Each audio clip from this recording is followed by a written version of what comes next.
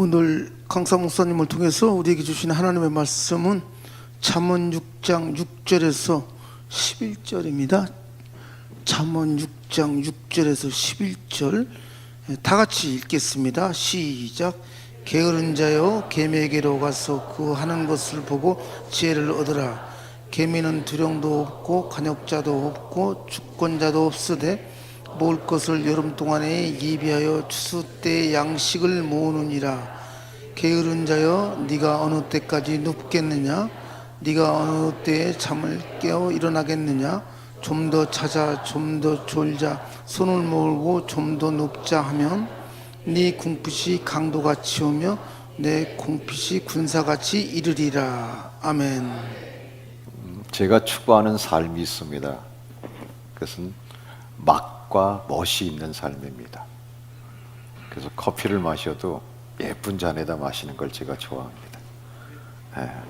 몸에 좋다고 그냥 깨진 사발에다 주면 제가 싫어합니다. 아무리 몸에 좋아도 맛이 있어도 멋을 추구하는, 또 하나는 재미와 의미가 있는 삶을 살고 싶습니다. 재미도 있고 의미도 있고, 재미만 있고 의미가 없으면 실컷 웃었는데 남는 게 아무것도 없습니다. 또 의미만 있으면 너무 무겁습니다. 그래서 분위기가 묵직하게 흘러가기 때문에 재미와 의미가 있는 삶을 살고 싶습니다. 그런 삶을 균형 있게 이루어 가고 싶다는 것입니다. 그래서 하늘과 땅의 균형을 이루어 가고 싶고, 교회와 세상의 균형을 이루어 가는 균형 잡힌 삶을 살아가고 싶습니다. 그것을 저는 품격이다 이렇게 얘기합니다. 품격이라는 것은 품의 겉으로 보여지는 것입니다. 격은 인격, 보이진 않지만 그 사람 속에 담겨져 있는 것입니다. 오늘 우리들의 교회는 품격을 잃어버렸다 그렇게 얘기합니다. 지금 미국 교회는요, 프로테스탄트들에 의해서 세워진 교회인데, 미국의 주류 그 기독교인들이 어디로 개종을 하게 되어지는 거 아니? 캐톨릭과 라마 불교. 왜냐하면 그들이 그 고요함과 그 격이 있는 것을 좋아하고 있습니다. 100세를 살아보니 말씀하셨던 김영석 교수가 그런 얘기를 했습니다. 최근에 한국 기독교의 붕괴는 품격을 잃어버렸기 때문에 그 붕괴의 현상이 일어나고 있다. 저는 일정 동의합니다. 근데 이곳에 와서 경인지역연합 이 집회를 3일 동안 하면서 제가 품격 있는 분들을 뵀습니다. 목사님들이십니다. 저희 지방에서는 볼 수 없는 아주 서로 섬겨줄 수 있고, 서로 격려해 줄 수 있고, 서로 보듬어 줄 수 있는 품격 있는 목사님들을 만났습니다. 여러분들의 담임 목사님들 대단하신 분들입니다. 그래서 목사님들에게 감사합니다 하고 박수 한번 드립니다.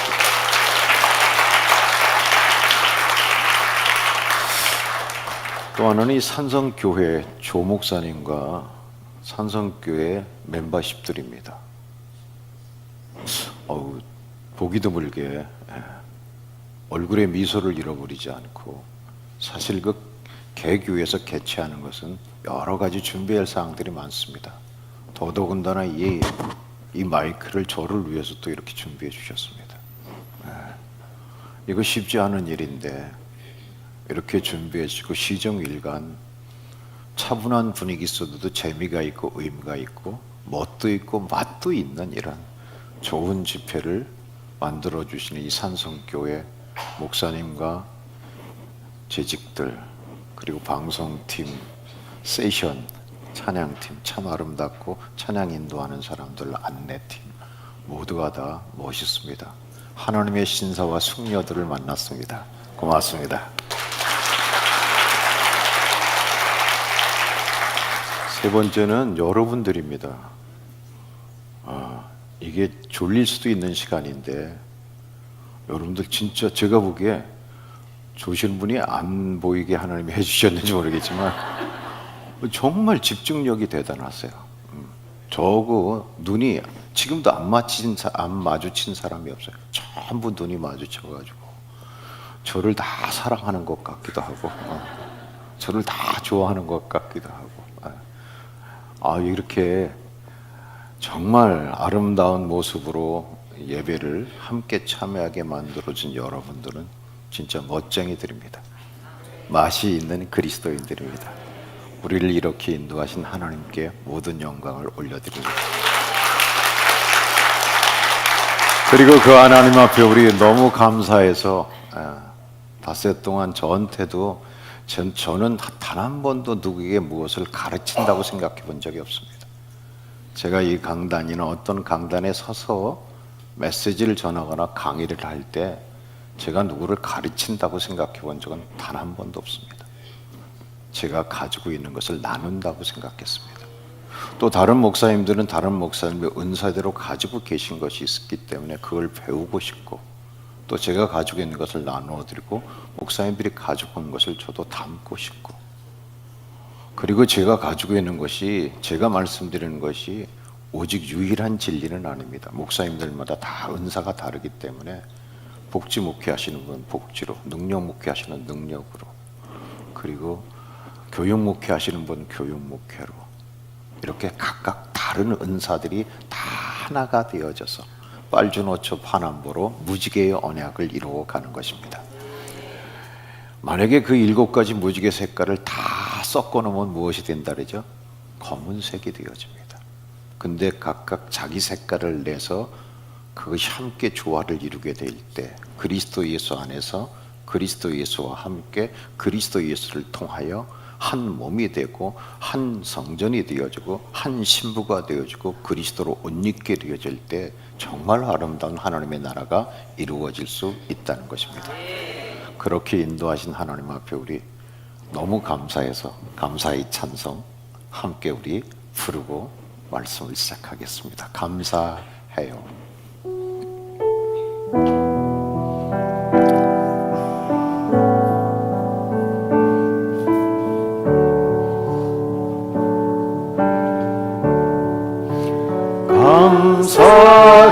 감사해요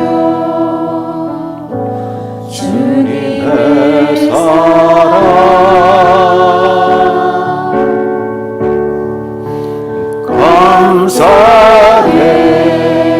감사해요 주님의 은혜 목소리 높여 목소리 높여 주님을 영원히 찬양해요 나의 전부이신 나의 주님 감사합니다. 그리고 부족하지만 저를 따뜻하게 맞이해 주신 여러분 모두에게 진심으로 감사를 드립니다. 돈은 그렇죠. 돈은 복이 아니라 은사다. 제일 먼저 우리가 중요하게 여겨야 될 것은 복은 믿으면 누구나 받는 것이지만 돈은 믿어도 가난한 사람이 있고 믿지 않아도 부자가 있는 걸 보면 돈은 복이 아니라 은사다. 돈을 복이로 생각하는 사람들을 기복주의 이렇게 얘기합니다. 그래서 돈 많은 사람, 잘 사는 사람, 돈 없는 사람, 못 사는 사람, 부자 아빠, 능력 있는 아빠, 가난한 아빠, 능력 없는 무능한 아빠 맞습니까? 틀립니까? 아닙니다. 세상은 그렇게 구분하려고 합니다. 근데 하나님은 그렇게 얘기하지 않습니다. 그냥 돈 많은 사람은 부자입니다. 돈 없는 사람은 가난한 사람일 뿐입니다. 또 우리는 가난하지만 청빈하게 살아야 된다. 깨끗하게 살아야 된다. 이것은 여러분 기독교 물질관 경제관이 아니라 이것은 유교적 경제관이 되어진다는 것입니다. 그래서 돈은 은사이다. 두 번째, 돈은 만족함이 있다 없다? 없다. 만족함이 없었네. 맞습니다. 돈은 아무리 가져도 우리가 만족한 것이 언제나 유효기간이 있습니다. 저에게 200억을 준다고 한다면 그때는 정말 하늘을 뛸 듯이 기뻐하겠죠. 근데 얼마 지나면 뭡니까? 그때 300억을 달라 그럴까. 이게 인간입니다. 채워지지 않는 욕구를 가지고 있는 것, 만족함이 없다. 돈은 은사이고 만족함이 없다면, 은사라면 은사는 반드시 주신 주인이 있다는 것입니다. 그래서 돈의 주인은 그 거짓말 정말입니까? 돈의 주인은 하나. 그래서 은사는 두 가지의 법칙을 가지고 있다. 은사는 사용하면 사용할수록 점점점 확장되어지고, 사용하지 않으면 소멸되어지는 은사의 확장성과 소멸성이 있다. 그래서 주님께서는 마태복음 6장에서 우리에게 보물을 어디에 쌓아두라? 이게 은사를 잘 활용하는 자가 되어져라. 우리가 여러분 예수 믿을 때 하나님께서 우리에게 주시는 세 가지가 있죠. 첫째, 믿음으로 우리에게 뭘 주십니까? 구원. 두 번째, 성령. 세 번째, 은사. 이 세 가지를 주십니다. 그래서 예수 믿어 하나님의 자녀가 되어진 구원의 확신을 가지고 있는 사람은 반드시 무엇이 있는가 하니? 은사가 있습니다. 왜냐하면 교회는 예수를 믿어 그리스도의 몸 안으로 들어오면 몸의 지체가 되어지는 거죠. 지체는 여러분 반드시 무엇이 있어요? 그 고유한 기능이 있습니다. 손은 손의 기능이 있고, 눈은 눈의 기능이 있고, 귀는 귀의 기능이 있고, 다리는 다리의 기능이 있고, 손도 여러분 엄지손가락은 엄지손가락의 기능이 있고, 액기손가락은 액기손가락의 기능이 있습니다. 우리가 예수 그리스도를 믿어 예수 그리스도 안에서 그분의 한 몸 된 교회가 되어졌다고 한다면 반드시 우리에게는 무엇인가니? 영적 스피리추얼 기프트라고 하는 영적 은사가 우리에게 있다는 것입니다. 그래서 돈은 무엇이다? 은사다. 그러므로 우리는 어떻게 살아야 된다? 돈을 소유하는 것으로 목적을 삼아야 되느냐, 아니면 돈을 잘 사용하는 존재하는 것에 목적을 두어야 될 것인가? 우리는 소유형 인간이 아니라 무엇을 하잖아요? 존재형 인간이 돼야 돼요. 소유형 인간은 여러분 돈을 막 소유하는 데만, 쌓아두는 데만 목적을 두는 거예요.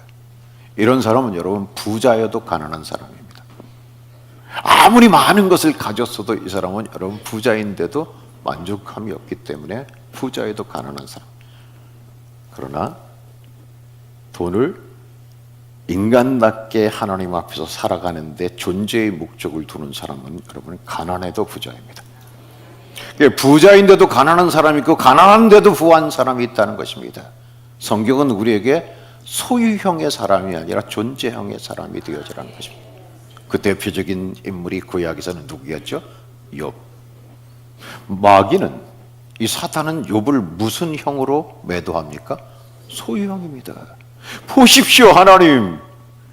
욥이 그렇게 하나님이 소유를 축복해 주시니까 하나님을 섬기는 의로운 사람이 있고, 이 저녁에도 부흥집회에 나와 있지. 욥에게서 여러분 모든 재산을 다 가져가 보십시오. 안 나올 겁니다. 하나님 저주할 겁니다. 그랬더니 하나님 뭐라 그래요?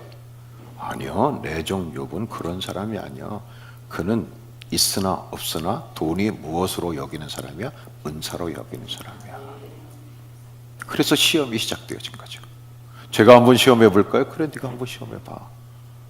그래서 모든 재산을 다 가져갔습니다. 하루아침에 대단한 사람이었던 욥, 썸바디였던 사람이 아무것도 아닌 노바디가 되어지면 아무것도 아닌 사람이. 그런데도 욥은 재산을 다 잃어버린, 만약에 소유형 인간이었다면 욥은 어떻게 했을까요?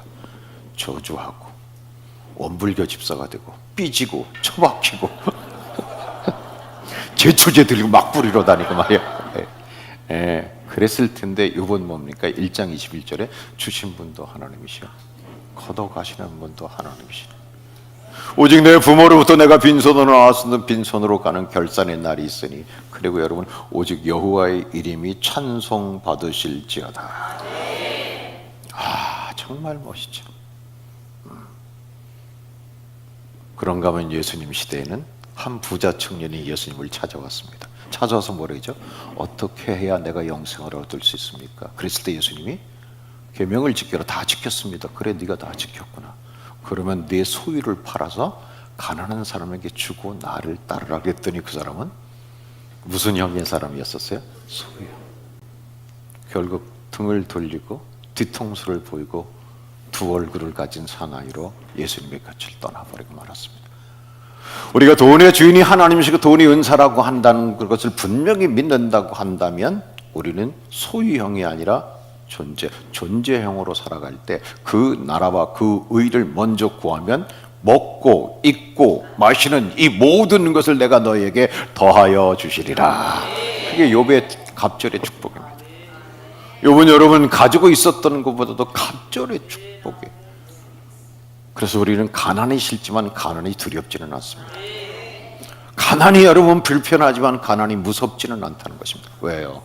하나님께서 우리의 삶을 책임져 주시고 인도해 주신 것을 믿기 때문입니다. 그래서 절대로 우리가 살아가는 삶은 이렇게 존재형으로 살아가면서 제4의 사람이 되어지는 사람들은 돈에 무엇을 구분할 줄 압니까? 이제 마지막 이야기입니다. 돈에 무엇을요? 목. 돈에는 반드시 무엇이 있다? 몫이 있다. 몫이 있다. 그 몫이 세 가지입니다. 첫째는 하나님의 몫입니다. 두 번째는 이웃의 몫입니다. 이웃의 몫은 세금, 노동자의 임금, 구제와 선교 이렇게 됩니다. 국가의 몫은 세금이고, 그리고 이웃의 몫은 우리가 노동자에게 임금을 지불하는 임금이고, 그리고 교회 안에서의 이웃의 몫은 구제와 선교입니다. 그리고 내 몫이 있습니다. 그래서 하나님의 몫은 어떻게 하고 하나님께 드리고. 할렐루야. 오늘 여러분 봉헌하지 않습니까? 하나님의 몫은 하나님께 드리고 이웃의 몫은 나누고 내 몫은 지혜롭게 저축한다. 할렐루야. 자, 제가 얘기합니다. 하나님의 몫은 조금 세게 해줄 수 없어요? 하나님의 몫은 이웃의 몫은 내 몫은 할렐루야.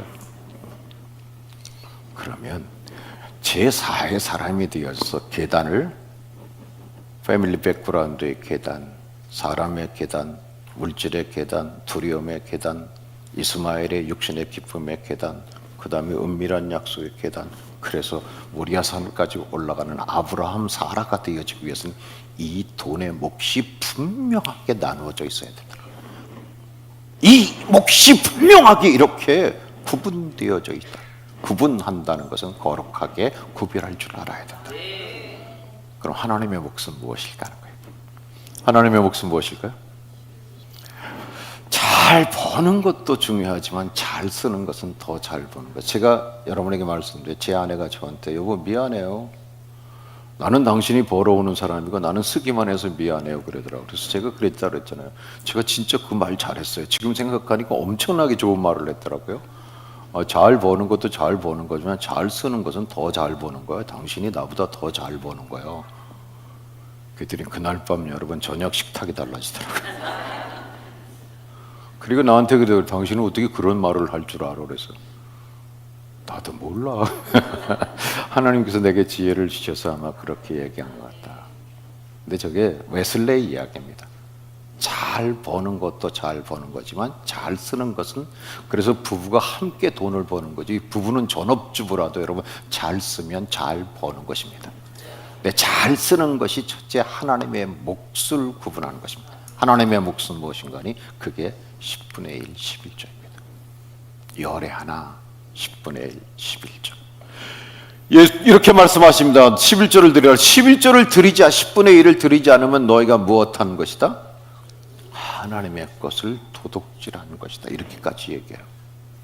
여러분, 내가 아무리 정직하게 돈을 벌었다 할지라도 하나님의 것을 구분하지 않으면 그건 정직한 돈이 되어주지 못합니다. 심각하게 들으시지 마시고요. 찔리면 심각하게 들려.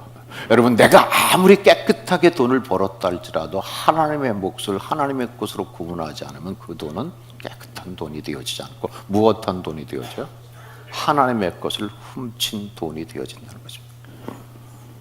이 하나님의 몫은 여러분 10분의 1인데 이 10분의 1을 구분하지 않으면 내가 벌은 돈이 아무리 내가 정직하게 벌었다 할지라도 그 돈 중에 10분의 1은 무엇하는 거예요? 여러분 도둑놈, 도둑년 된 적 있어요? 없어요? 그게 도둑질하는 것이 되어진다는 것입니다. 도둑질. 근데 11조를 드리면 하나님의 것을 하나님의 몫으로 구분하면 정확하게 주시는 것이 있습니다. 그게 뭔지 아세요?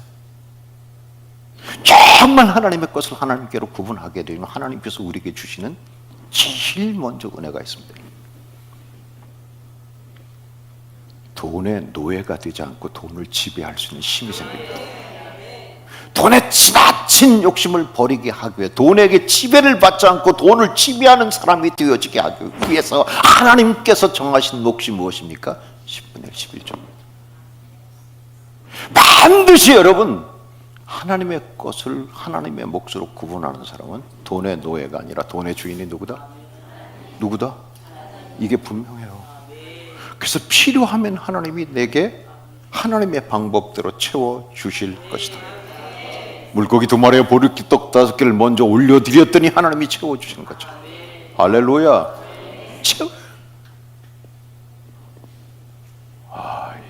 뭐 경험이 우리 집밖에 없으니까 월 말이 되어지면 저한테 딱 이렇게 얘기해요. 여보 다음 달에 얼마가 필요해. 근데 우리 사례비가 얼마니까 얼마가 모자라 이렇게 얘기해요. 저한테 월 말이 되면 꼭 얘기해요. 그러니까 너 나가서 벌어와 그러는 것 같았고 근데 그 달을 딱 결산하면 제 아내가 꼭 고백하는 게 있어요. 진짜 하나님이 신묘막측한 방법으로 채워주셨어. 정말 까마귀의 은혜가. 근데 그게 어디에서 오는 거 아니? 돈을 지배할 수 있는 힘이 생겨지는 하나님의 것을 구분하니까 돈의 주인인 하나님께서 내 사랑하는 자녀에게 하나님의 방법대로 채워주시는 거예요. 하나님의 방법대로 만나도 주시고 메추라기도 주시고 하나님의 방법대로 홍해를 열어주시고 하나님의 방법대로 요단도 갈라주시고 할렐루야 여리고도 무너뜨려 주시고.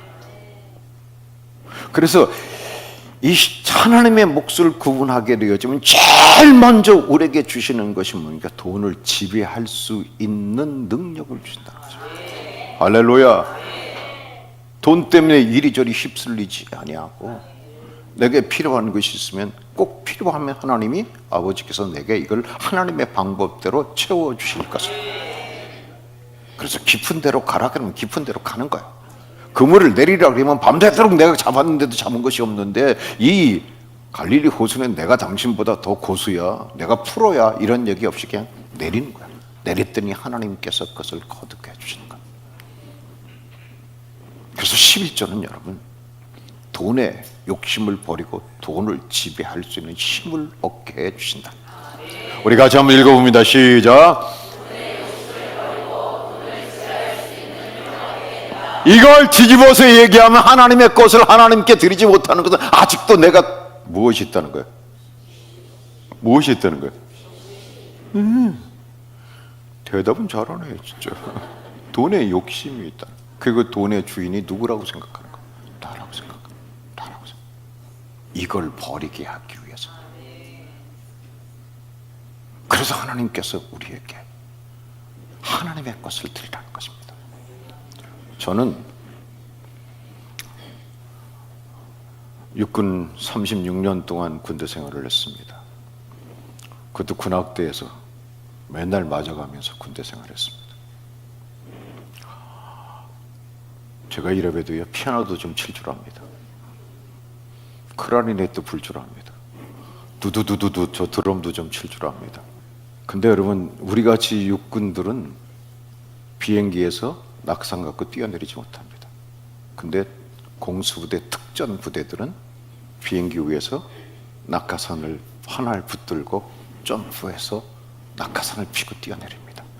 근데 공수부대들이 특전사 부대들이 그 비행기에서 뛰어내리기 위해서 훈련하는 훈련대가 있습니다. 그게 10m 높이에서 뛰어내리는 겁니다. 10m가 인간이 가장 두려움을 느끼는 아끼는 높이랍니다. 그래서 10m에서 뛰어내릴 줄 알아야 이 훈련이 되어져야 그 높은 비행기에서 뭡니까? 그냥 뛰어내리는 겁니다. 여러분 11조는 10m에서 뛰어내리는 훈련입니다. 그러면 여러분 하늘 높은 비행기 위에 올라가서도 뛰어내릴 수 있는 하나님이 책임지시고 하나님이 더 좋은 것으로 갚아주시고 하나님께서 더 유익하게 하시고 합력하여 선을 이루시는 분이 하나님이시더라면서 여러분 뛰어내릴 수 있는 힘이 어디서 나오는가 하니 하나님의 몫을 하나님께 드리는 것입니다. 할렐루야. 저는 이런 사람하고 목회하고 싶어요. 이런 겁니다. 절대로 돈의 점프대에서 하나님의 것을 하나님의 몫으로 구분하는 이것이 없으면 하늘에 보물을 쌓아둘 수가 없습니다. 나를 위해서 내가 제일 먼저 해야 될 것이 땅에 쌓아두는 것이라고 생각하고 은사를 활용하지 못한 결과 나중엔 뭡니까? 가지고 있는 것까지도 소멸되어지는 은. 그러나 하늘에 쌓아두는 사람들은 뭡니까? 마태복음 6장에서 예수께서 하늘에 쌓아두라고 얘기하고 6장 마지막 33절에서 뭡니까? 이 모든 것을 내가 너에게 더하여 주시리라. 오늘 기도하신 목사님이 기도하셔서 신실하신 하나님이십니다. 약속을 반드시 지키시는 하나님. 내가 약속을 너에게 한 것을 지키지 않는다고 한다면 내가 무엇처럼 되어질 거다? 쪼갠 고기처럼 되어서 하나님의 자기 저주를 선언하시면서 나는 한 번 약속한 약속을 반드시 지키시는 신실하신 하나님. 당신은 특전대원입니까? 방위입니까? 민방위는 여러분 전쟁이 일어나면 숨기에 바빠요. 근데 특전대원들은 여러분 적진 한가운데 들어 적진가다로 영적 전투를 하는 거예요. 진짜 영적 전투에서 이기는 전쟁을 할 수 있는 사람들은 누구인가 하니 하나님의 것을 하나님께 드리는 특전대원들이다. 그래서 이렇게 하나님의 몫을 하나님께 드리는 이 훈련이 되어지지 않은 사람은요, 교회에 문제가 생기면 뭡니까? 그냥 숨 삐져버려. 그리고 또 해 뭐예요? 처박혀버려. 그리고 통 들고 다녀 이거. 뿌리고 싶어가지고. 여러분 이번 집회를 통해서 여러분 다 하나님의 특전대원들이 되어서 하나님의 신실한 하늘의 전쟁인 영적 전쟁에서 승리하시기를 주의 이름으로 축원합니다. 할렐루야. 이기는 전쟁을 하자는 거예요. 이기는 전쟁. 이미 이기고 싸우는 싸움인데 우리는 뭡니까? 돌으라 그러니까 어떻게 돌아요? 가라 그러니까 어떻게 가요? 차라리 애굽으로 가는 것이 낫겠다 하면서 여러분 지도자 모세를 향해서 손가락질을 하고 저 사람이 우리를 데리고 나와서 우리를 이 고생시킨다고 하고 조금 더 얘기하면 인간의 사고라는 것은 딱 두 가지가 있습니다. 임마누엘 칸트도 그런 얘기를 했는데 인간의 사고는 이성이 중심이 되어진 이성적 사고가 있고 영성이 중심이 되어진 영감적 사고가 있다. 근데 이성이 중심이 되어진 이성적 사고는 언제나 사고의 근거가 어디는가 하니 과거라는 것입니다. 과거 이랬으니까 오늘 이럴 것이고 어제와 오늘 이랬으니까 내일이 이럴 것이다. 여러분 우리 국가적 경영이 다 그거예요. 지난 정부가 이랬으니까 이렇게 되어질 것이고 작년에 이랬으니까 이렇게 되어질 것이고 그러나 영감적 사고는 무엇인가 하니 미래를 보고 현재와 과거를 해석한 겁니다. 하나님이 이런 일을 이루시기 위해서 오늘 이런 일이 있고 어제 일이 내일의 일을 이루기 위해서 하나님이 우리에게 주셨다. 이렇게 보는 거예요. 10명의 정탐꾼은 이성적 사고입니다. 다 돌아보고 나서 뭐라고 얘기합니까? 우리는 안 됩니다. 우리는 노예 근성을 가지고 있어서 이 성에 들어가 보니까 삼성도 높고 안학자손들이 있어도 우리는 메뚜기입니다. 메뚜기 컴플렉스에 걸려버리고 합니다. 근데 2명은 무슨 사고를 합니까? 영감적 사고를 합니다. 하나님이 우리에게 주신 땅이기 때문에 우리가 들어가면 하나님이 우리를 통해서 그 땅을 정복하게 하실 것입니다. 여러분 교회는 이성적 사고를 넘어서 영감적 사고를 하는 것입니다. 우리 교회는 이만큼이니까 예산이 이만큼이니까 요것밖에 못할 겁니다. 이건 이성적. 그건 여러분 정확하지만 하나님이 일하시지 않습니다. 근데 하나님께서 우리 교회에게 주신 것이라면 우리가 7바퀴 돌면 여리고는 무너질 것입니다. 이게 분명한 것입니다. 이런 특전 대원들이 있어야 우리가 전쟁에서 이긴다는 거예요.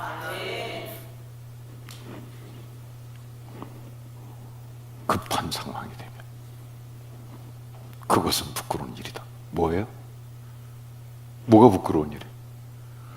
민방위가 되어지고 숨어버리면 여러분, 중직자라고 하는 재직들은, 적어도 중직자 집사 이상 된 재직들은 여러분 영감적 사고를 하고 주인이 하나님이심 신뢰하면서 목사님, 우리가 믿음으로 가면 하나님이 일하실 것입니다.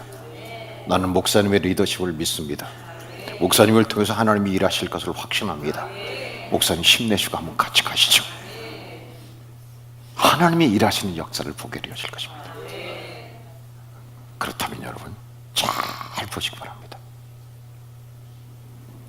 이렇게 숨는 사람들은 교회 수준을 낮춥니다. 연약한 교회를 만듭니다. 전쟁에서 절대로 이길 수 없는 메뚜기의 교회가 되게 만듭니다. 어디서부터 이게 오느냐? 하나님의 것을 하나님의 것으로 구분하지 못하는 이 삶은 교회의 수준을 낮추고 교회를 연약하게 만들고 이기는 싸움을 싸우지 못하게 하는 원인이, 이건 부끄러운 일이라는 겁니다. 우리 재직들 모두 올라가시기 바랍니다. 오늘 찬송도 불렀잖아요, 여러분. 하나님의 것을 하나님 앞에 전폭적으로 드리는 믿음의 결단이 있기를 주의 이름으로 축원합니다. 그렇다면 저는 여러분, 제가 목회하면서 제일 힘든 일은 두 가지예요. 교회가 뭔지를 모르고 교회 다니는 사람이에요. 교회가 그냥 천국 가기 위한 정거장 정도로 생각해요. 그러니까 천국 가기 위한 티켓을 얻었으면 이제 됐다 그러고 교회가 뭔지를 모르고. 또 하나는 여러분, 하나님의 것을 하나님 앞에 드리지 못한 사람. 이런 사람하고는 여러분 왜 힘든가 하니 이기는 전쟁을 할 수가 없습니다. 똑똑해요. 이성적 사고를 해서 계산 정확하게 해내요. 빌립처럼 뭡니까? 이 5,000명을 먹이려고 그러면 200데나리온이 필요합니다. 근데 지금 200데나리온 돈이 우리에게 없지 않습니까? 돈이 있다 그래도 파리마켓가 있습니까? 가나안 제가가 있습니까? 어디 가서 홈프로스가 있습니까? 어디 가서 사올 수 있습니까? 그러니까 이 사람들 그냥 가게 하십시다. 여러분, 이렇게 온전한 11조를 드리는 것, 돈의 주인이 하나님이신 것을 고백하지 못하는 사람들하고는 목회가 진짜 힘들어요. 그래서 저는 이렇게 기도합니다. 어느 교회 가니까 여러분 11조 순복음교회 순복음 오순절 재단이니까 여기다 이렇게 써붙였더라고요. 11조 100만 원을 한 사람 100명을 허락하여 주옵소서, 이렇게 써붙였더라고요. 그것도 굉장히 좋은 거지만 여러분, 저는 10만 원 11조를 해도 온 교우가 온전한 11조를 하는 교회가 되게 하여 주옵소서. 이게 진짜 저는 모든 교회들이 정말 온전하게 하나님의 것을 하나님께로 구분할 수 있는, 그래서 돈의 지배를 받지 않고 돈을 지배할 수 있는 믿음의 역사들이 있기를 주의 이름으로 축원합니다. 이래야 이기는 전쟁을 한단 말입니다. 이래야 승리하는 영적 전쟁에서 이겨낼 수 있다는 것입니다. 그리고 무리를 걷게 하시며 안진뱅이를 일으키게 하시며 빈들을 채우며 나사렛에 나오느라 하면은 수족을 동인체로 걸어 나오게 하시는 하나님의 바꾸고 고치고 채우는 역사가 일어날 수 있다는 거죠. 그럼 여러분, 하나님의 것을 하나님의 몫으로 드리지 못하면 인간은 똑같아요. 해야 할 일을 하지 않으면 꼭 뭘 해요? 누구 말 같아요? 같이 인사하십시오. 내 말 같습니다. 그리고 옆 사람과 인사하시기 바랍니다. 우리 그렇게 살지 맙시다. 여러분, 사람 참 신기해요. 해야 할 일, 애들이 공부 안 하면 공부만 안 하는 게 아니야. 딴짓해. 성도들도 똑같아요. 정말 하나님 앞에 하나님의 일을 하지, 하나님의 것을 하나님의 앞에 구분하지 마. 또 딴짓한단 말입니다. 무엇을 하든 간에 자리에 관심을 가져. 재정부 누가 담당한대? 건축위원장 누가 한대? 회장 누가 한대? 그 자리에 대해서 관심을 갖기 시작하는 거예요. 아닙니다, 여러분. 그러면 보세요. 교회와 주님을 위해서 싸우는 것이 아니라 무엇을 위해서 싸웁니까? 자기 이름을 위해서, 자기 이름 내기 위해서. 내가 그래도 산성교회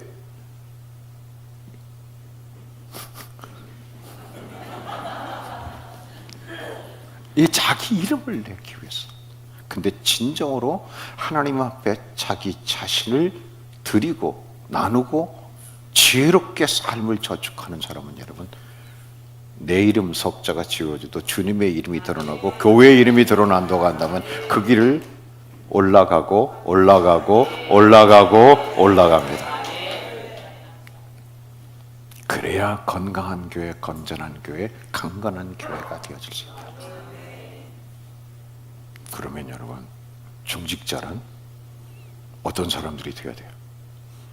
하나님의 교회를 위해서 자기 무엇을요?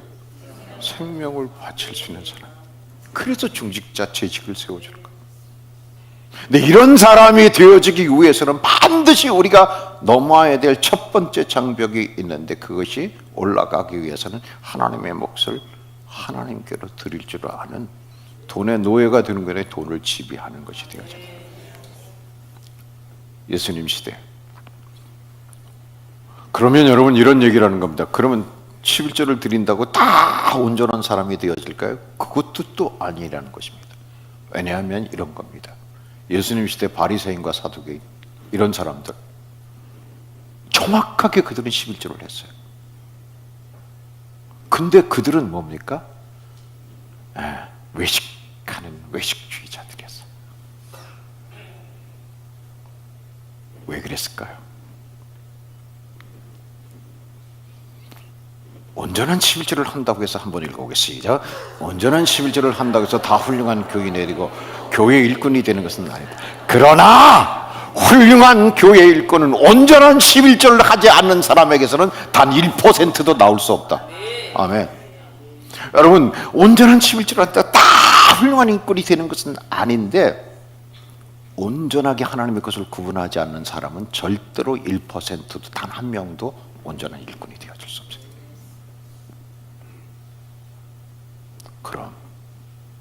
그럼 여러분, 제가 11조 돈 얘기하는 겁니까? 아니면 이 얘기하는 겁니까? 11조는 여러분 돈의 이야기입니까? 이 이야기입니까? 믿음입니까? 돈 이야기입니까? 할렐루야. 지금 여러분 이제까지 하나님의 것을 바친다고 하는 것은 돈 이야기지만 돈 이야기가 아니라 뭡니까? 무엇의 문제입니까? 믿음의 문제. 믿음의 문제. 그러니까 하나님의 것을 구분하지 못한다는 것은 무엇이 없다는 거예요. 온전하게 하나님 앞에 누가 뭐래도 이건 믿음의 문제입니다. 돈의 주인이 하나님인 것을 반드시 믿고, 그리고 이건 내게 주신 은사다. 내가 아무리 정직하게 벌었다 할지라도 하나님의 것을 구분하지 못한다면 나는 깨끗한 돈이 아니다. 이 믿음이 분명한 사람은 여러분, 그 어떤 환경이 있어도 하나님의 것을 하나님의 것으로 구분합니다.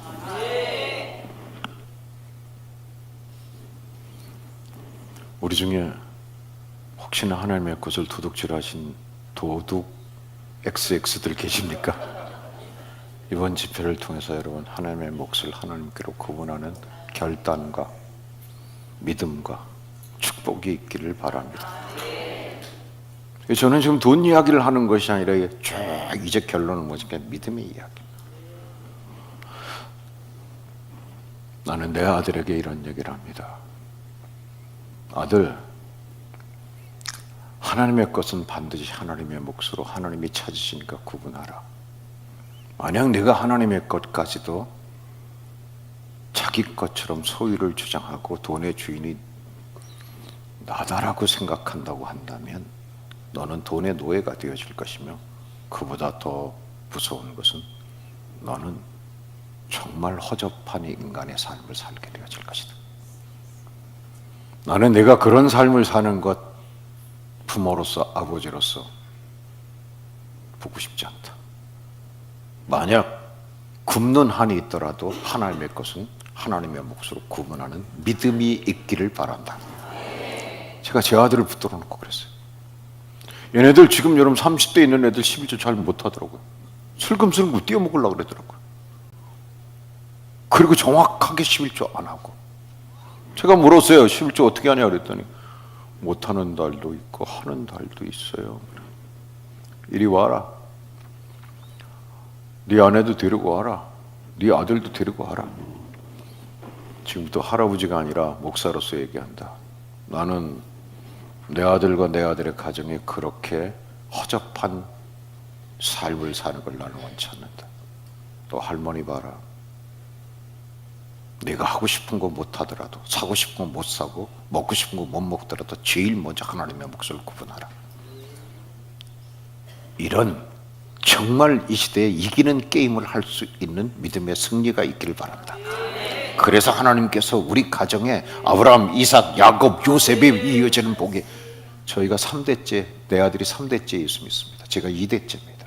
저희 아버지가 1대였었습니다. 여러분, 1대는 아브라함의 복입니다. 2대는 이삭의 복입니다. 3대는 야곱의 복, 4대는 요셉의 복. 여기 4대째 예수 믿는 사람 손 들어보세요.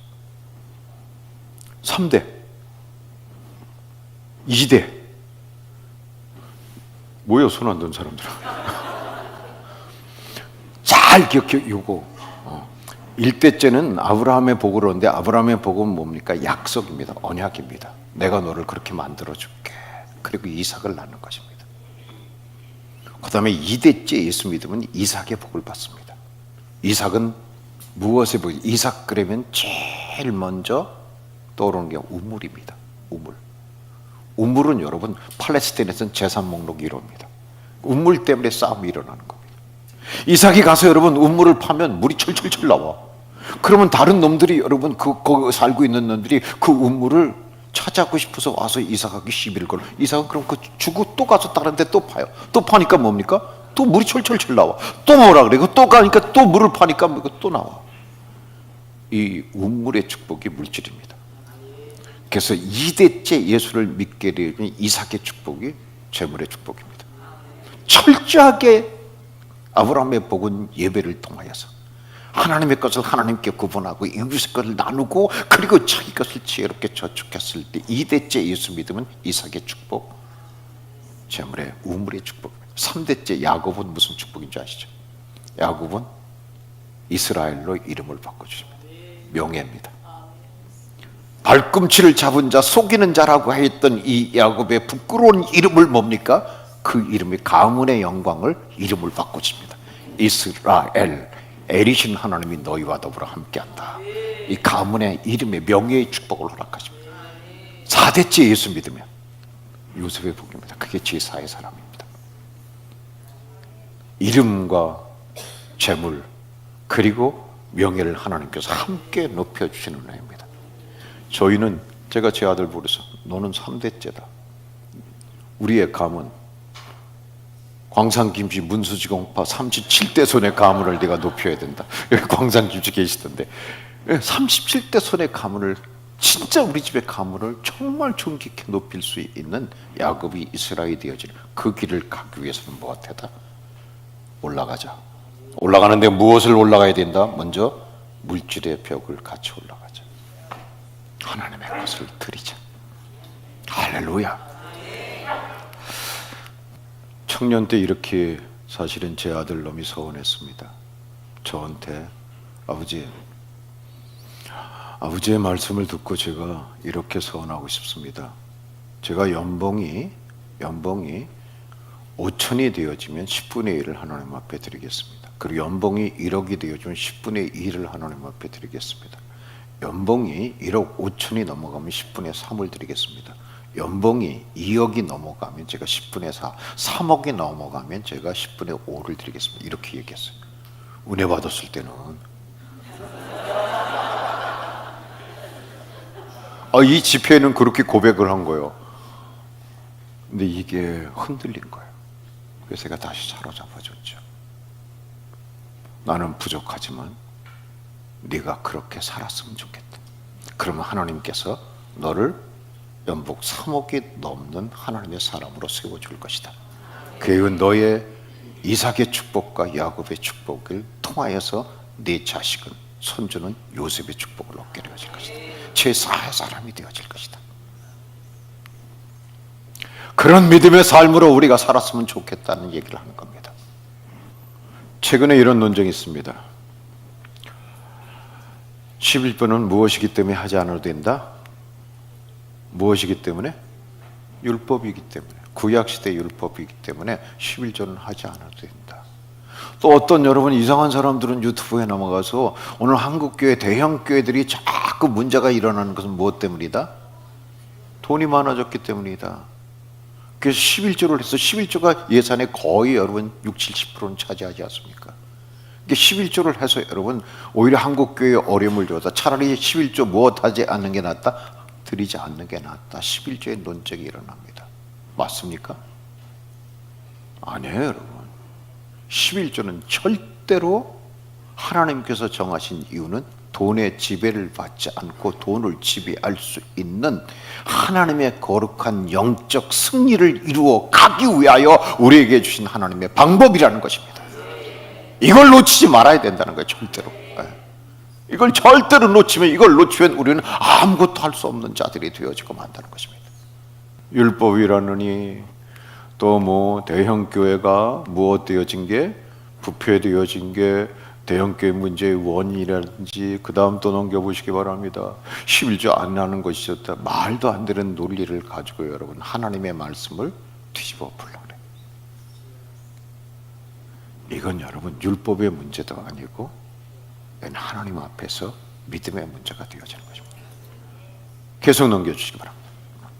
이렇게 믿음의 역사, 그러므로 11조는 여러분 구원하고 관계되어 있는 것이 아니에요. 11조 했다고 해서 구원받는 것이 아니에요. 구원은 오직 무엇으로만 받습니까? 믿음으로만 받습니다. 근데 여러분 11조는 이 세상에서 우리가 하나님의 것을 받는다는 게, 이 세상에서 우리의 삶을 반듯하게 살아가기 위해서는 가장 중요한 법칙이 뭐예요? 하나님의 것을 하나님 앞에 무엇하는 것이요? 드리는 신앙훈련이 없이는 안 된다. 절대로 신앙훈련이 없이는 안 된다. 한번 따라서 해주세요. 11조는 믿음이다.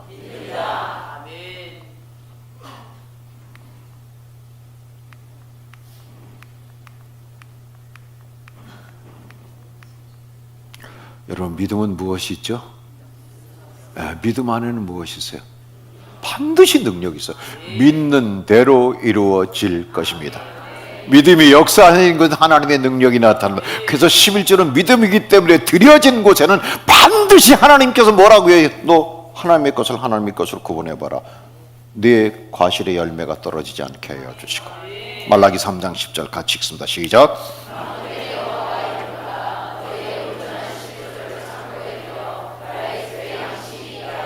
그곳으로 나를 시험하여 내가 하나님의 문을 열고 너희에게 싸울 것이 없도록 붙지 아니하나 나를 시험해봐라. 시험해봐라. 이렇게 하나님께서, 왜? 11조는 믿음이기 때문에 믿음은 반드시 뭐다? 역사하는 능력이 있고 믿음은 땅의 축복을 이루어가는 하나님의 결과가 있다는 것입니다. 하나님의 것은 어떻게 하고요? 드리고 이 하나님의 것이 뭐다? 10분의 1이다. 10분의 1은 율법이다? 아니다. 그것은 믿음이다. 믿음은 반드시 무엇이 있다? 역사하는 능력이 있다. 그 능력으로 하나님은 쌓을 것이 없도록 우리에게 시험까지 해보라고 말씀해 주십니다. 두 번째로 이웃의 몫입니다. 이웃의 몫은 세 가지가 있습니다. 나라의 몫이 있고, 두 번째 이웃의 몫이 있고, 세 번째 교회의 몫이 있습니다. 나라의 몫부터 설명드려보요. 나라의 몫은 세금입니다. 교회는 여러분 탈세는 안 됩니다. 절대로. 근데 절세는 가능합니다. 법대로 절세할 수 있으면. 저희 교회가 이번에 새로 지었는데 세금이 4억이 나왔습니다. 어떻게 된 게, 그게 뭐가 서류가 잘못되어졌는지 세무서에서 고지 신고가 왔어요. 늘푸른교회 대표 김문중 씨, 그리고 4억을 고지할 예정입니다. 이의가 있으면 한 달 내에 이의 신청을 하십시오. 그래서 세무사를 불렀어요. 이게 이렇게 되어졌는데 이게 4억이 세금을 발부한다는데 이걸 내야 되는 건가 그랬더니 전부 해보니 아닙니다. 이거 면세 받을 수 있습니다. 대신 목사님이 조금 수고해 주셔야 될 겁니다. 뭘 수고하는데 그랬대. 내가 가야 할 곳이 몇 군데 있대요. 그럼 날 데리고 다니더라고요. 그걸 다 딱 한 달 만에 세금 제로. 그렇게 해서 딱. 그래서 여러분, 교회가 몰라서 내는 게 많더라고요, 진짜. 예. 우리는 국세청에서 뭐 날라오면 겁부터 나잖아요. 근데 이게 절세할 수 있는 방법들이 있는데, 그걸 전문가에게, 혹시 교회 세금 문제 있으면 그 세무사 만나면 좋을 것 같아요. 진짜 좋은 사람입니다. 그리고 세무대학 나왔는데 종교 법인에 대한 것들을 전문으로 공부한 친구더라고요. 이렇게 되어서 절세를 할 수 있는 것입니다. 절세를 하는데 여러분, 절대로 교회는 탈세를 하면 안 됩니다. 왜냐하면 나라의 몫이 그게 이웃의 몫이기 때문에, 그건 내 것이 아니기 때문에. 우리 조상들은 뭐 됩니까? 독립자금, 국가 빚을 갚는 환급금을 서로 냈습니다. 우리는 여러분, 국경은 없지만 국가는 있습니다. 그래서 나라에 내는 세금은 여러분 절대로 우리가 탈세해서는 안 된다는 것입니다. 두 번째는 이웃의 몫입니다. 이웃의 몫은 노동자의 임금입니다. 임금을 체불해서는 안 된다는 것입니다.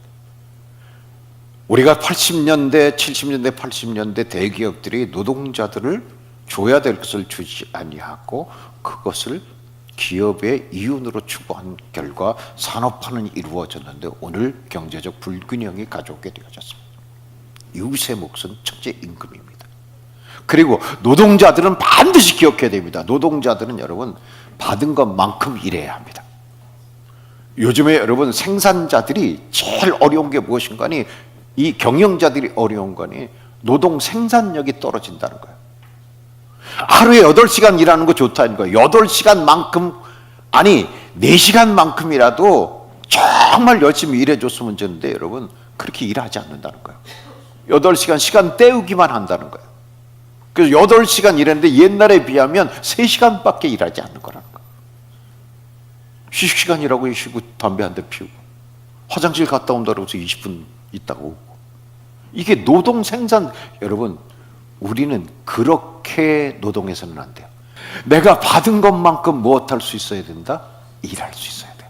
할렐루야. 예, 반드시 여러분 직장에서 여러분 어영부영하지 마시고, 그러면 내가 이웃의 몫을 못 먹게, 내가 감당하지 못하는 거예요. 반드시 이웃의 몫을 그렇게 할 수 있도록 해야 된다는 거예요. 이웃의 몫은 노동이고, 그리고 이웃의 몫은 빚진 것입니다. 남의 돈 빚진 거 있어요? 빨리 갚으세요. 빚은 지지 말아야 합니다. 저희 집이 빚 없는 세상에서 살고 싶다가 내 평생 소원입니다. 결혼하고 지금까지 빚 없는 세상에서 살아보질 못했어요. 그래서 저하고 제 아내가 우리 노래 하나 불러볼까? 그러고 무슨 노래예요? 그러길래 내 평생 소원 이것뿐, 빚 없는 세상에서 그 언제나 살아보나, 내 평생 소원일세. 네, 여러분, 저희는 뭐 금융기관에 빚이니까 그걸 갚아가고 있습니다만은, 여러분 빚이 있다고 한다면 먼저 빚부터 갚아야 합니다. 내가 할 거 하면서 빚 갚지 않는 것은 이건 신앙인답지 않은 것입니다. 이런 사람이 있었어요. 저희 교회 하청업체로, 원청업체인데 납품을 했습니다. 근데 원청업체가 부도가 났습니다. 자동적으로 그 대금을 받지 못하니까 이 사람도 같이 부도가 나버린 거예요. 그래가지고 여러분 형을 살았습니다. 6개월 나왔습니다. 근데 자기한테 물건을 대줬던 사람들이 부채가 그대로 남아있는 거예요. 나와서 열심히 일해가지고 그 빚을 갚는 거예요. 힘들지요? 내가 물었어요. 안 갚아도 형을 살았으니까 법적으로 책임은 없습니다. 근데 그걸 갚는 거예요. 그렇게 노동을 해가면서 그걸 갚아요. 힘들죠? 그랬더니 제가 그때 눈물 핑 돌았어요. 목사님, 저는 빚 갚는 재미로 살고 있습니다. 이웃의 몫을 내가 반드시 청산하겠다는 겁니다. 그때 내가 그 사람에게 붙여진 별명이 있어. 언제나 멋있게 사는 사람. 비록 여러분 그분이 경제적인 위기를 당했지만 여러분 그것을 그래도 또 갚으려고. 근데 하나님께서 그 사람을 어떻게 인도해 주셨는지 알아요? 그걸 다 갚았어요. 다 갚은 날 우리 빚잔치를 했어요. 이런 거 기억하세요, 여러분. 내가 사업이 어려워서 내가 사업을 접는다 할지라도 폐업 감사 예배 드려야 합니다. 왜? 어제까지 내가 사업할 수 있었던 것은 하나님 앞에 감사할 수 있어야 돼요. 적어도 우리는 이런 경제관을 가지고 있어야 돼요. 그 빚잔치한 감사의 예배를 드리고, 목사님 저한테 누가 땅을 하나 좀 싸게 준다고 사라 그러는데 어떻게 했으면 좋겠어요? 저한테 묻더라고요.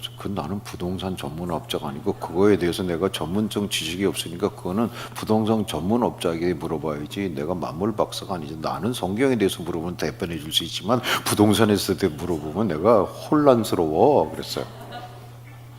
그랬더니 진짜 우리 교회 부동산 전문업자 중개업 하는 사람을 불렀어요. 이분이 이렇게 얘기하는데 그때 목사님 그거 사면 좋을 것 같아요. 그 사라고 조언해 주세요.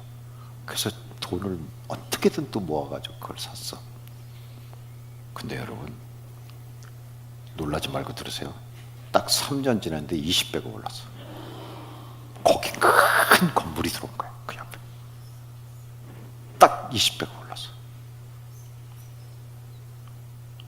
왜 나한테는 그런 일이 없나? 여러분 하나님은 보상하십니다.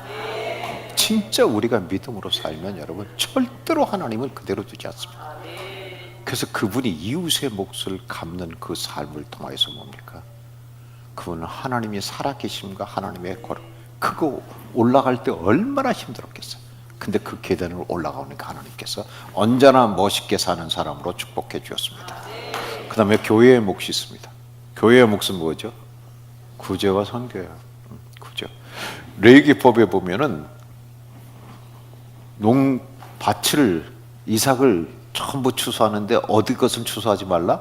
구탱이에 있는 거. 그리고 지구 가다가 떨어진 것은 뭐다? 다시 주지 말라. 과일을 따도 끝에 있는 거는 절대로 따지 말라. 누구를 위해서? 가난한 사람들을 위해서, 고아와 과부 같은 가난한 사람들을 위해서, 나그네들을 위해서 그것을 남겨두라. 이게 구제입니다. 그러면 여러분 하나님의 것은 10분의 1이라고 한다면 교회의 몫이 되어지는 구제와 선교는 얼마를 드려야 될까요? 기준이 어떻게 될까요? 이스라엘 사람들은 제1 11조, 제2 11조, 제3 11조를 가지고 있습니다. 근데 여러분 하나님의 것은 10분의 1이라고 딱 정해 주셨어요. 10만 원이면 만 원이에요. 근데 이웃의 몫은 어떻게 될까요? 얼마를 드리면 될까요? 한 번도 고민해 보신 분이 안 계세요? 저는 저희 교회에서 하고 있는 일이 있습니다. 이웃의 몫은 30분의 1입니다. 한 달 봉급치에 하루치를 드리는 겁니다. 그걸 좀 해주세요. 그러는 거구나. 저희 교회에서는 그렇게 합니다. 한 달 내가 300만 원을 벌으면 뭡니까? 하루에 얼마씩 10만 원씩 버는 거니까 10만 원이 이웃의 몫으로 됩니다. 그렇게 해서 근데 어느 날 우리 권사님 한 분이 계세요. 그 대구 볼때기 김경자 볼때기 집에서 주방에서 일하는 이렇게 좀 나이가 있으신 권사님인데 한 달 하루치를 갖다가 하루에 5만 원씩 받으신대요. 5만 원씩 계속 그 이웃의 몫으로 구제와 선교헌금으로 드리는 거예요. 근데 어느 달인가 보니까 7만 5천 원이 해서 봉급이 올랐나 보다. 그거 제가 이물이 없어서 권사님 봉급 올랐어요? 그랬더니 아닌데요. 그래요. 그래서 아니 제 정부에서 그러는데 7만 5천 원 헌금하셨다 그러는데 그거요. 제가 매월 1일 일한 것을 이웃의 교회 구제 헌금으로 드리는데 그날 1일 날 시간 외에 일을 더 하셨대. 그래가지고 7만 5천 원을 받으셨다는 거야. 그래서 매월 하루치를 드리는데 그걸 갖다 드렸다는 거야. 이것도 재미난 얘기인데 여러분, 그분의 자녀가 어떻게 되는 줄 아세요? 여러분, 하나님이 세우십니다. 진짜로 하나님이 세우십니다. 그래서 하나님의 몫은 10분의 1이요 이웃의 몫은 뭐다? 30분의 1이다. 목사님, 나 그렇게 살겠습니다. 발 들어보시기 바랍니다.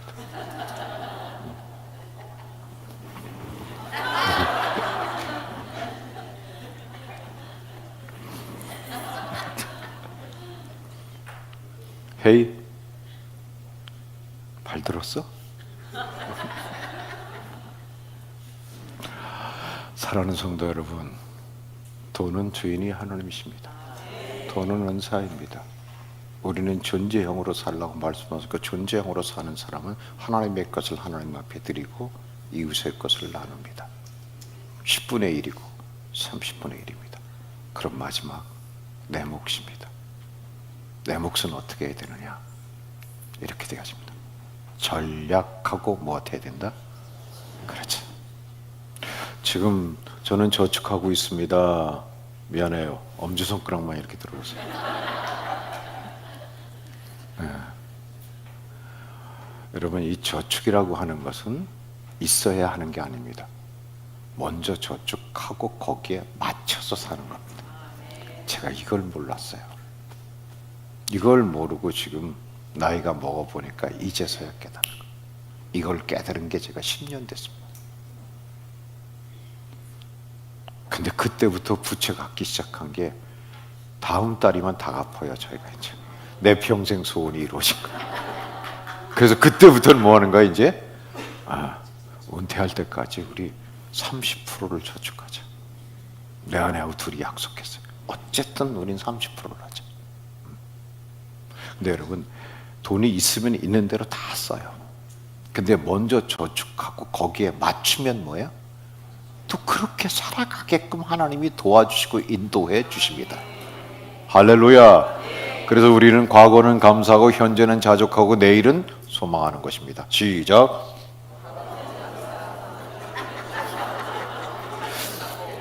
애들이 공부 못하면 나 때문에 공부 못하는 거리니 나는 그것도 못 내우면서 그냥 애들 보고 너는 왜 공부 못해? 과거는 무엇하고? 감사하고, 지난 일은 모든 게 감사하고, 현재는 무엇하고요? 만족하고, 주어진 것에 만족하고, 미래는 무엇하는 거? 소망하는 거. 이게 신앙인의 삶. 그래서 내가 내 몫은 전략하고 무엇한다? 저축하는 지혜가 있어야 된다. 인생은 여러분 풍년과 흉년이라는 것이 있습니다. 우리 여기 권사님 같으신 분들은 인생이 흉년입니다. 이제 일할 수가 없습니다. 그렇죠? 예? 일할 수가 없어요. 인생의 풍년은 여러분 적어도 65세까지는 풍년입니다. 아니 조금 늘려드릴게요. 70세까지는 풍년입니다. 그러니까 풍년의 때에 무엇을 준비할 수 있어야 됩니까? 흉년. 이게 요셉의 지혜입니다. 반드시 풍년의 때에 흉년을 준비해 흉년이 찾아오도 문제가 되지 않습니다. 근데 그 흉년의 때를 준비하지 못하면, 그래서 오늘 여러분 예수께서 잠언서에서 이렇게 말씀하셨어요. 개미에게 와서 지혜를 개우는 두령도 없대. 여름에 겨울에 쓸 것을 예비하거든. 예비라는 단어가 그게 저축한다는 뜻입니다. 저축하는 것이 여러분 믿음이 없는 것이 그게 지혜입니다. 반드시 제가 우리 교회 전도사님 얘기했잖아요. 오자마자 너 20% 저축하라. 그랬더니 여러분 그 씨앗이 되겠잖아요. 그분은 이제 50대 60대가 되어지면 불편하지 않게 자기 노후를 살 수 있는, 이제 우리 장수시대에 걸어가고 있지 않습니까? 지금부터 풍년의 때 그러면 저축의 근거는 얼마를 해야 되냐? 하나님의 것은 10분의 1, 이웃의 것은 30분의 1. 저축의 근거는 몇 %예요? 2대 8의 원리입니다. 20%를 저축하면 나머지 80%를 하나님께서 우리에게 공급해 주는 은혜를 누립니다. 할렐루야. 그래서 요셉이 풍년의 때 얼마를 저축해요? 20%, 20%, 20%가 처음에 안 되면 여러분 10%부터 시작하세요. 10%. 지금 제가 얘기하는 걸 여러분이 나의 메시지로 받아들이고 그걸 준비한다고 한다면 반드시 15년, 10년 후에 나한테 감사하다고 분명히 찾아올 거야. 목사님, 그때 목사님 얘기가 내 인생에 흉년의 때를 준비하게 해주셨습니다. 우리 목사님들이 김근중 목사를 강사로 모셔주셔서 감사합니다 그럴까요? 왜냐하면 저희 교회에서 여러분, 저한테 제가 이 설교를 했었을 적에 나이 드신 분들이 저한테 이렇게 얘기해서, 목사님 그 설교 10년 전에만 해주셨으면, 10년 전에만 해주셨으면 우리도 불편하지 않았을 텐데. 그래서 제가 그랬어요. 지금입니다. 지금부터 준비하십시오. 할렐루야. 늦었다 생각할 때 그때가 제일 빠른 길이기 때문에 지금부터 준비해도 충분히 이루어갈 수 있다. 그래서 오늘 이번 집회가 여러분, 내 인생의 노후를 준비하는 하나님의 은혜로 우리에게 채워지기를 주의 이름으로 축원합니다. 이게 채워진다고 한다면 여러분, 진짜 오늘 우리의 만남은 뭡니까? 평생 하나님의 은혜를 누릴 수 있는 복 있는 만남, 제4의 사람으로 걸어갈 수 있는 올라가는 만남이 되어질 수 있다는 것입니다. 지금 시작하라. 목사님, 성도님들에게 다 다음 달에 적금 통장 다 가져오라 그랬어요. 정말이에요. 적금 통장 다 가져오라 그래서 목사님 사인해 주세요. 이 믿음이 영원할지어다. 그리고 다 사인했어요.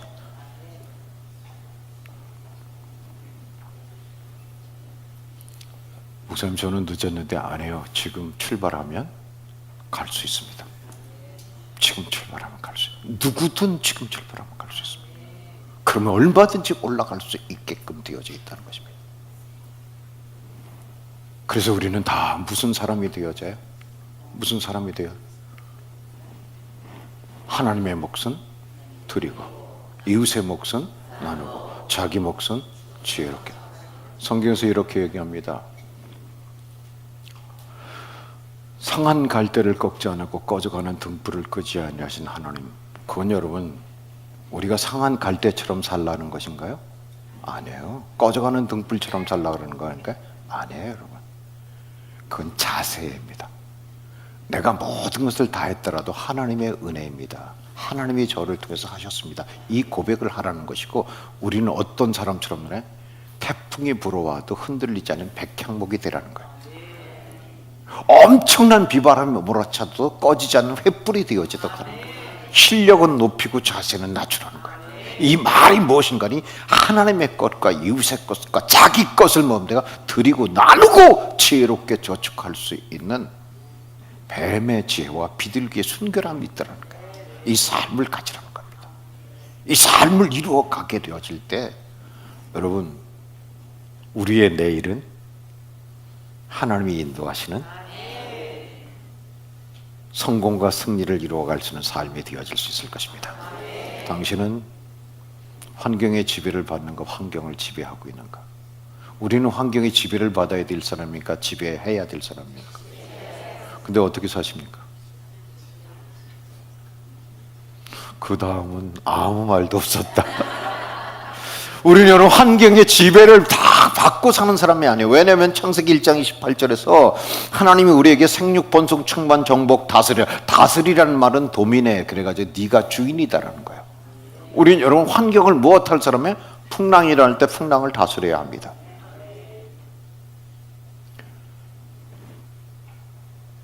어려움이 왔었을 때 여러분, 어려움을 다스릴 수 있어야 됩니다. 근데 다스리는 권세를 놓쳤다는 거예요. 그래서 상한 갈대처럼 사는 것이 아니라 백향목처럼 살아야 되고, 꺼져가는 등불처럼 사는 것이 아니라 횃불처럼 비바람이 와도 꺼지지 않는, 자세는 낮추고 실력은 높이는 사람들이 되어져야 됩니다. 그런 삶을 살아가기 위해서 하나님께서 우리에게 흙으로 만들어 주셨다는 것입니다. 그래서 내가 하지만 나를 통해서 누가 하신다? 하나님이 하신다. 네가 주인이다. 하늘나라의 통치 방법을 통해서 하나님께서 내가 하는 것이 아니라 나를 통해서 하나님이 이루신다. 그래서 주님께서 우리에게 뭐라고 말씀하십니까? 내가 하는 일을 너도 할 것이요, 내가 하지 못한 일보다도 더 큰 일을 내가 너를 통하여 하리라. 그래서 바꾸고 고치고 채우시는 위대한 역사를 이루게 되어질 것입니다. 누구와? 나를 통해서 주님이 하신다. 그래서 성령님이 오셨다는 것입니다. 그 성령님이 나를 통해서 뭡니까? 도저히 건너갈 수 없는 것을 건너가게 하시고 올라갈 수 없는 것을 올라가게 해서 끝내는 우리를 무엇한 사람으로 만든다? 제 4의 사람으로 만든다.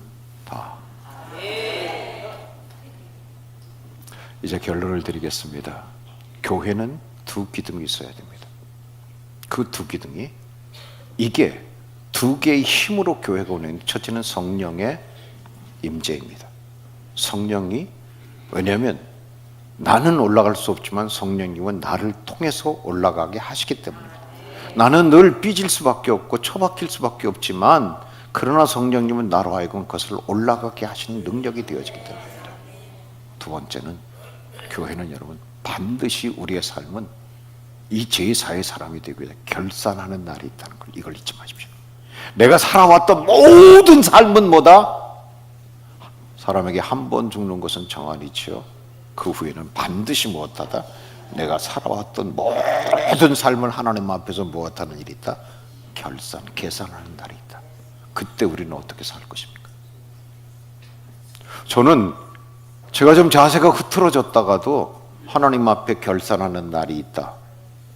그 결산하는 날을 보면 착하고 신실된 종아, 내가 나를 위해서 충성하였으니 내가 너에게 면류관을 주노라. 상급을. 이 결산한 날이 있다는 생각을 하면 정신이 번쩍 드는 거예요. 그리고 성령의 능력을 힘입어서 머물렀던 자리에서 한 걸음 한 걸음 한 걸음 올라가게 되어지는 거예요.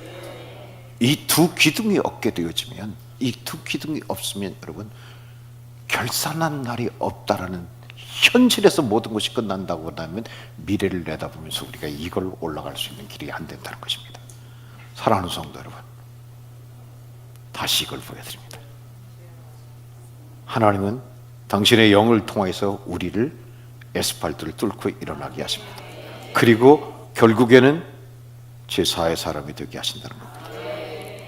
20세기 들어와서 19세기, 20세기 말까지는 속도와의 전쟁이었습니다. 빠르게 20세기 들어와서 속도보다는 무엇이라고 얘기합니까? 방향이라고 얘기했습니다.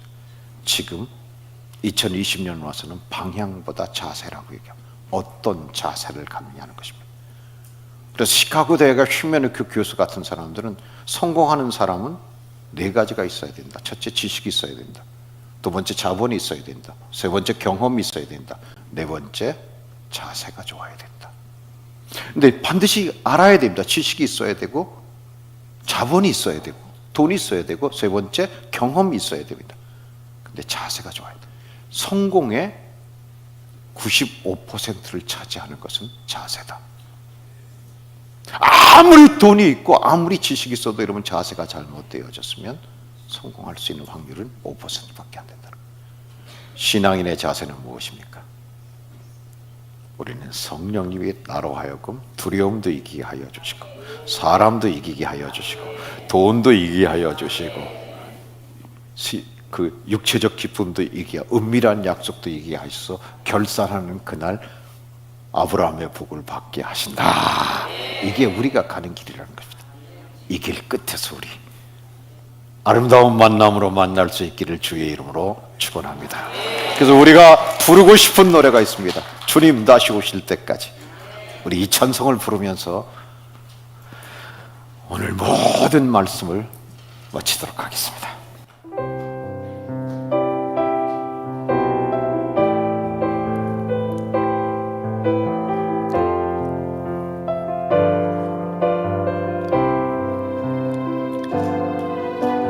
주님 다시 오실 때까지 나는 내 길을 가리라. 좁은 길 나의 십자 가지고 나의 가는 이 길 끝에서 나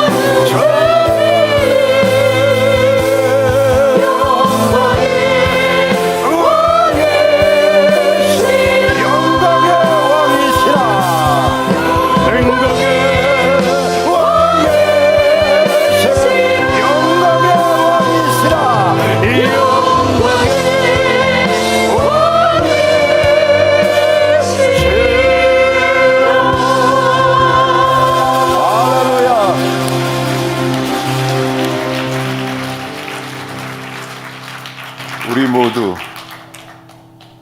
멈추지 말고 올라가게 하여 주옵소서. 하나님이 오늘 우리를 성공을 넘어서 승리하는 제4의 사람으로 부르셨습니다.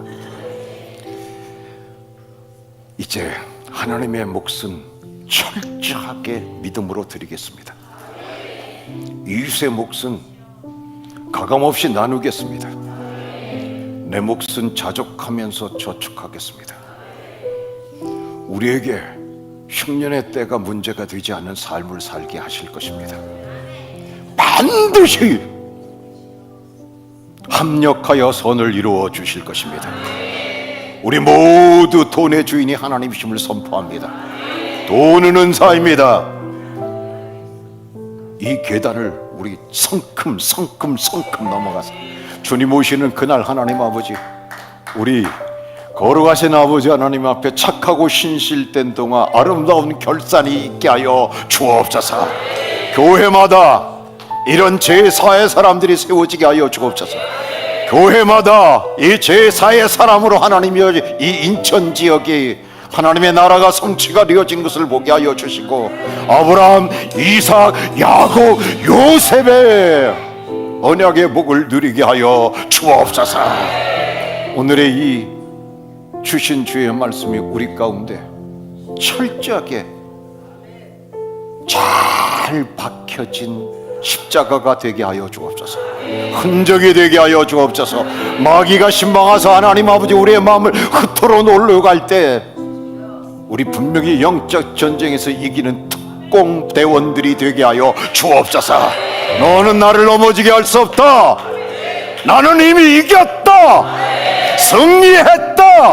하나님이 나를 보증하신다. 하나님이 나를 인도하신다. 하나님이 나에게 신실하게 약속하신다. 이 믿음으로 교회를 세우고 가정을 세우고 일터를 세우고 민족을 세우고 역사를 세워가는 아름다운 영광들이 있게 하여 주옵소서. 주님 다시 오시는 그날까지 우리 이 길을 함께 걸어가게 하여 주옵소서. 주님 다시 오실 때까지 나는 일어나 달려가리라. 주의 영광 온 땅 덮을 때 나는 일어나 노래하리. 아멘. 내 사랑하는 주님 온 세상